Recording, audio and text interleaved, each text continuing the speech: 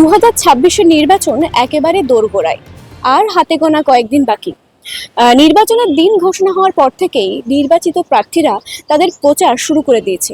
তবে এই নির্বাচন নিয়ে সাধারণ মানুষ কি বলছেন, কি চাইছেন তারা, পরিবর্তন নাকি প্রত্যাবর্তন? শোনাবো আপনাদের। ভোটের হাওয়া খুব গন্ডগোল, ওটাই মনে হচ্ছে আমাদের।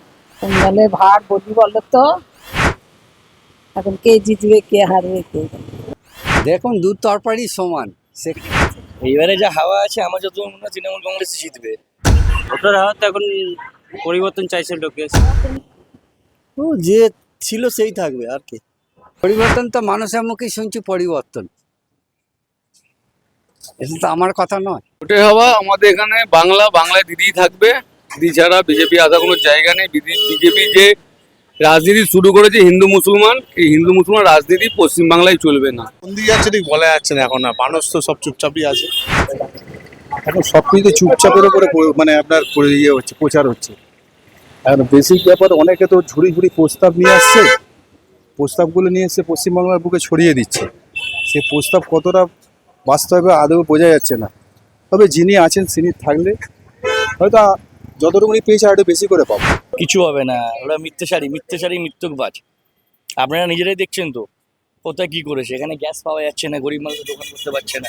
দেখুন না উনুন লাগিয়ে করছে গ্যাসের জন্য, গ্যাস পাওয়া যাচ্ছে না। আবার প্লাস যে গ্যাস পেয়েছে না, কমার্শিয়ালের দাম বাড়িয়ে দিয়েছে। ঝুট ঝামেলা হচ্ছে এটা অ্যাকচুয়ালি। দেখুন বাইরে স্টেট দিয়ে লোক নিয়ে এসে ঝুট ঝামেলাগুলো করানো হচ্ছে। আগেও তো ইলেকশন হয়েছে, এত তো ঝুট ঝামেলা হয়নি। এবছর এত ঝুট ঝামেলা হচ্ছে কেন? কারণটা হচ্ছে বাইরের লোক এসে ঝুট ঝামেলা করছে। আপনি আমি এখানে থাকি, আমরা তো এখানে থেকে ঝুট ঝামেলা করতে যাবে না। বাইরের স্টেটের লোক এসে আমাদের এখানে ঝুট ঝামেলা শুরু করছে, সেইটাকে তৃণমূলকে আখ্যা দিয়ে চালিয়ে দিচ্ছে বিজেপি। এটা হ্যাঁ, কম বেশি দেখতে পাচ্ছি আসছে। সবাই তো বলছে উন্নয়ন করবো, মানুষের চাকরি বাড়ি হবে, কলকারখানা খুলবো। জেতার পরেই জানা যাবে কি হবে না হবে। তারা কত সবার কথাই তো আশ্বস্ত হচ্ছে। এখন পরবর্তীতে চিন্তা ভাবনা করতে হবে, কাকে কি দেবো না দেবো, কি পেয়েছি এতদিন।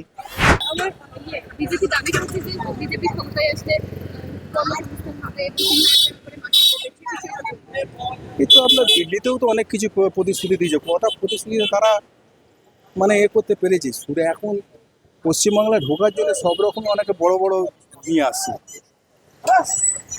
মানে বড় বড় প্রতিশ্রুতি দিচ্ছে, তারা করছে ও করছে, কিন্তু আসল জায়গায় হবে বলে মনে হচ্ছে।